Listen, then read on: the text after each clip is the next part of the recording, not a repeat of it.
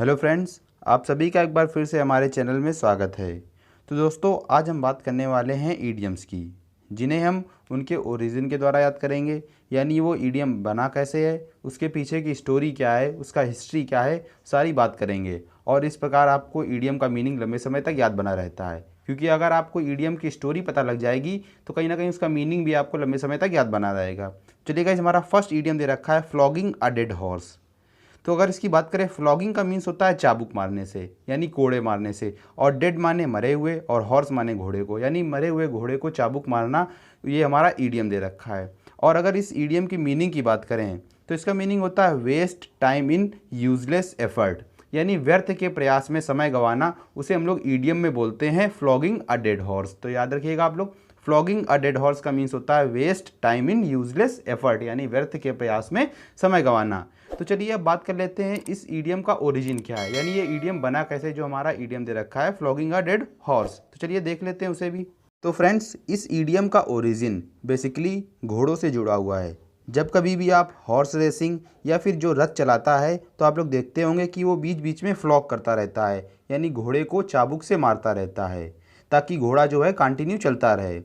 और इसके लिए घोड़े का जिंदा होना भी बहुत ज़रूरी है।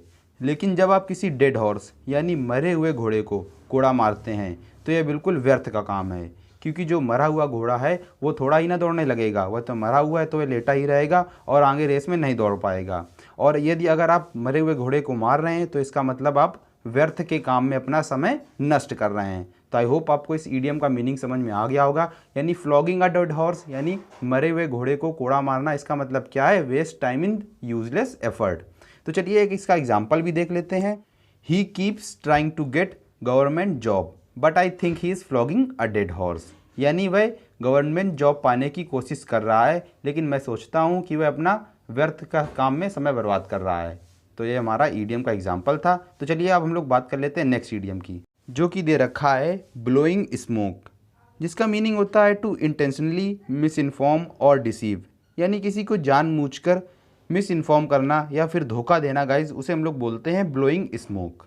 तो आप लोग जानते होंगे ब्लोइंग का मीन्स कहीं ना कहीं बहने से होता है, और स्मोक का मीन्स हो गया धुएं से, यानी चारों तरफ धुआं बहना गाइज। तो इस ईडियम का मीनिंग होता है टू इंटेंशनली मिस इन्फॉर्म और डिसीव, यानी किसी को जानबूझकर धोखा देना या फिर उसे बहकावे में रखना और अपने आप को बहुत ज़्यादा इनोसेंट साबित करना। गाइज उसे हम लोग ईडियम में बोलेंगे ब्लोइंग स्मोक। तो चलिए इस ईडियम की भी ओरिजिन की बात कर लेते हैं। और हाँ दोस्तों, अगर आपने अभी तक हमारे चैनल को सब्सक्राइब नहीं किया है तो प्लीज़ सब्सक्राइब कर दें, और साथ ही साथ बेल आइकन को भी प्रेस कर दें, ताकि आपको नए वीडियो का नोटिफिकेशन टाइम पर मिलते रहे। तो चलिए गाइस, हम लोग इसका ओरिजिन देख लेते हैं।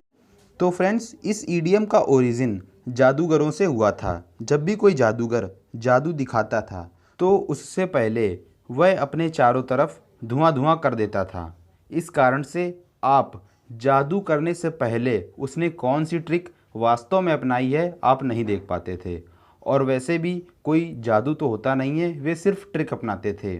और जैसा कि आपने अगर कभी मैजिक शोज़ में देखा होगा तो वे लोग हमेशा अपने चारों तरफ धुआं करने के बाद जल्दी से एक ट्रिक कर देते थे, और हम लोग उसे जादू समझ लेते थे। तो यही हमारा कारण था कि हम लोग उसे जादू मान लेते थे। और हमारा ईडियम भी दे रखा था ब्लोइंग स्मोक, यानी धुआं फैला देना, कहीं पर धुआं बहा देना। तो इसका मतलब क्या करते थे, वे लोग हमें धोखा दे देते थे, हमें मिस इन्फॉर्म कर देते थे, डिसीव कर देते थे, यानी हमें धोखा दे देते थे।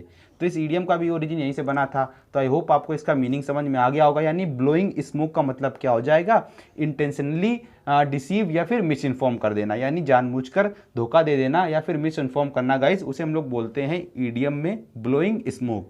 तो चलिए हम लोग इसके एक एग्जाम्पल की बात कर लेते हैं, जो कि हमारा दे रखा है these who are the real motivator never blow smoke in others eyes, यानी वह जो रियल मोटिवेटर होते हैं वे हमारी, या फिर कह सकते हैं वे हमारी आंखों को कभी धोखा नहीं देते। वे वास्तव में अगर रियल मोटिवेटर हैं तो हमें मोटिवेट कर सकते हैं। तो आई होप आपको इसका एग्जांपल भी समझ में आ गया होगा। तो दोस्तों, अगर प्लीज़ वीडियो पसंद आया है तो चैनल को सब्सक्राइब कर देना और वीडियो को लाइक भी कर देना, और हो सके तो प्लीज़ अपने दोस्तों में शेयर करिए, ताकि हम आपके लिए जल्दी से जल्दी वीडियो लाते रहें। और आप लोग को अपना ज़्यादा से ज़्यादा सपोर्ट दिखाइए, तभी हम आपके लिए कंटिन्यू वीडियो ला पाएंगे। चलिए दोस्तों, जय हिंद, जय भारत।